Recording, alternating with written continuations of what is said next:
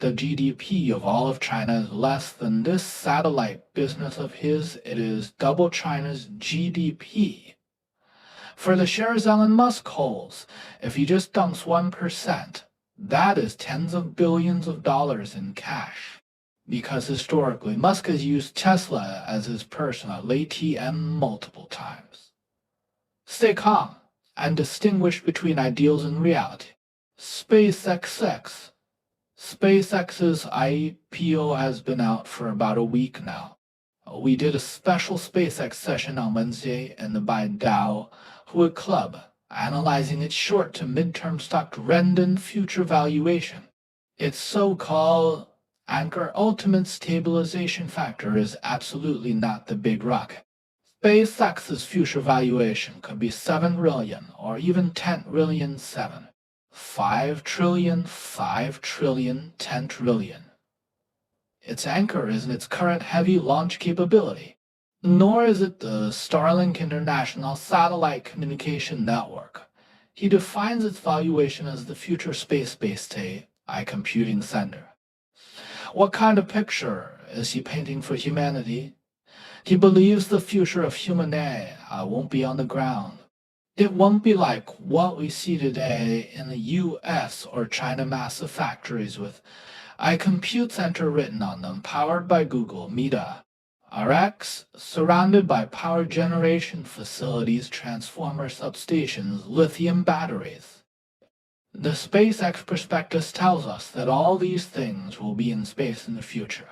Is this technically feasible? Yes, it is.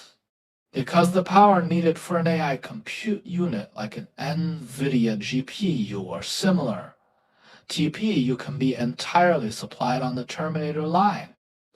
There is a specific orbit called the Terminator Orbit Sun Synchronous Orbit.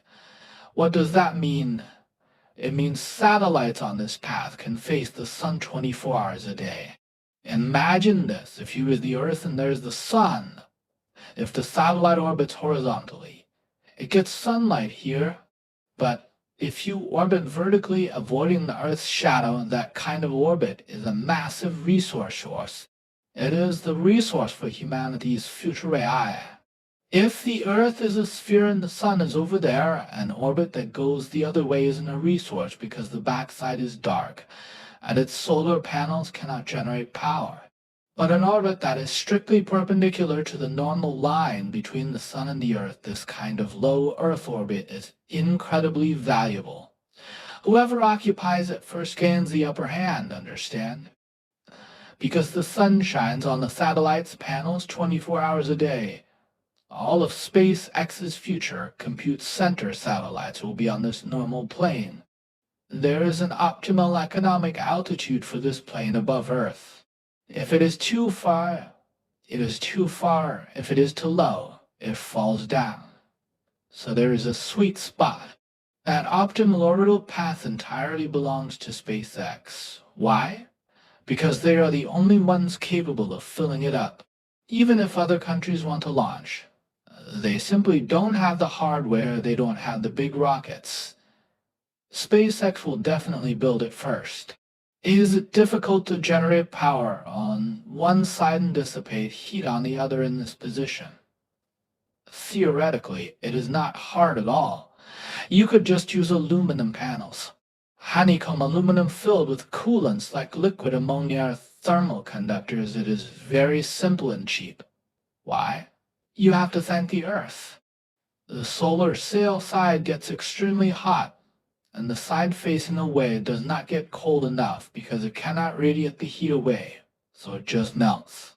If you are too far, the opposite happens and power generation drops. We really have to thank Earth's magical orbit. The natural thermal equilibrium of Earth and space is around 10 sunken degrees Celsius. You don't need anyone to heat or cool it. The average temperature of Earth suspended in the universe is around 10 degrees. During extreme heat or ice ages, the average drops to maybe 5 to 10 degrees. It is an incredibly suitable temperature. So, small satellite bodies in Earth's orbit won't be exposed to extreme temperatures like 500 degrees. They comfortably sit between 0 and 100 degrees Celsius. Therefore, the engineering difficulty you face is not that great. You take the sunlight absorbed by the solar panels, convert it into electricity, and feed it into your AI compute center, which is about the size of a refrigerator. The heat generated by the compute center is then radiated into deep space. Because the solar panel blocks the sun, the backside is extremely cold, making it easy to dissipate heat into deep space. That is the principle. He tells us that in the future there will be 10, 0, or even more of these machines orbiting on this planet.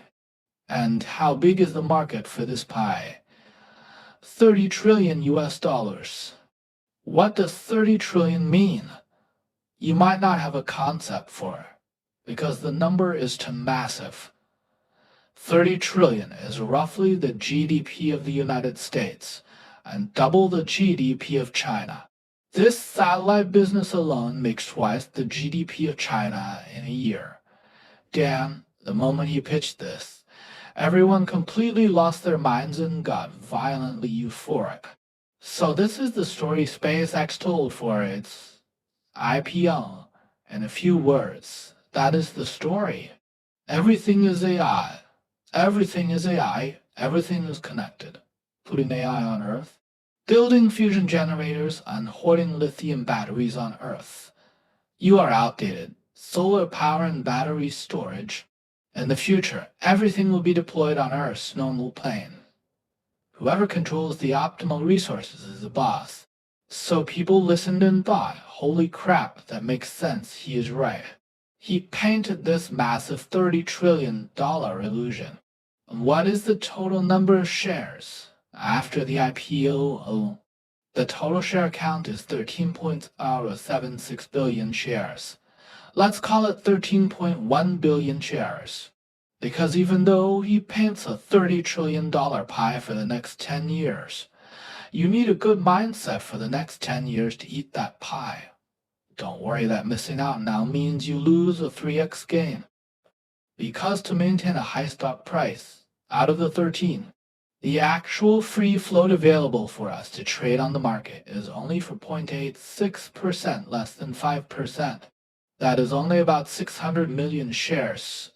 He has a massive 13.1 billion share pool, but only 600 million are currently selling. You can understand it like this: SpaceX currently only has 600 million shares on the Nasdaq. It is a very small cap stock in terms of float. When you see valuations in the trillions and the trillions, a trillion to 0.3 trillion to 0.3 trillion too. 5 trillion, that is because you are using the dynamic equilibrium price of the 600 million float on Nasdaq, say $190 or $200, and multiplying it by 13. 1 billion shares to get that $1 trillion market cap. The stock price of the circulating shares is artificially propped up to market manipulation. We can rationally conclude that if all 13.1 billion shares were freely floated on the Nasdaq, it wouldn't be $190. You'd be thanking the heavens if it held at 90 or even 30th. If it all flooded out, it would dump spectacularly. So they artificially created a barrier lake, propping it up with a small 600 million share float. The rest are subject to lockup periods. Out of 13.1 billion total shares, there are 12.4 billion locked shares. How are these lockup periods scheduled? You must understand this concept. The first lockup expiration is in late July, early August. The first batch will unlock 7%. But by late July, early August, 7% of the total shares will hit the market. That means an amount almost 50% larger than the current total float will be released. That is 915 million new circulating shares entering the market. Once these shares enter, the holders will have an urge to cash out. There are early employee stockholders. They worked very hard if you look at the news. These are welders and fitters working on the big rockets. These aren't the American bourse. $1 million in cash is life-changing for them. If you were them, you would sell too. So this group will release 915 million shares. The majority of the founders unlocks will occur within 365 days. Normally, it is 180 days. Why do I say within 365 days? Because the shares held by Elon Musk and some core executives are locked for 366 days. They must be locked for a full 365 days. This actually violates standard Nasdaq rules, which usually mandate a 180-day lockup. Only Musk and his core team are locked for 366 days. This is unprecedented. So, counting backwards from the IPO day 70 is late July, early August. Day 90 is late September.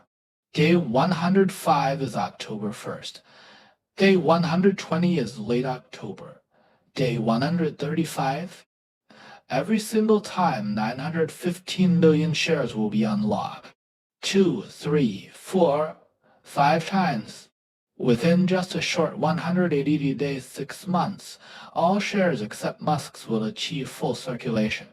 This means SpaceX's true dynamic equilibrium will only happen after about 180 days, not now. There will be constant dumps of 900 million shares over and over, culminating in a massive 28% what I unlock after the Q3 earnings report, completing full circulation. Elon Musk, of course, who is locked for over 365 days.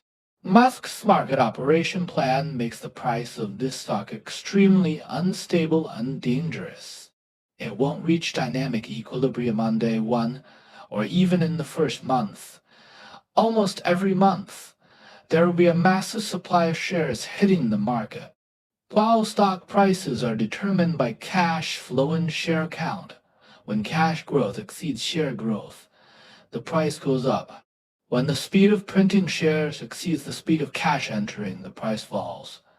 We are clearly in the second scenario right now, with 900 million new shares entering the free market every month.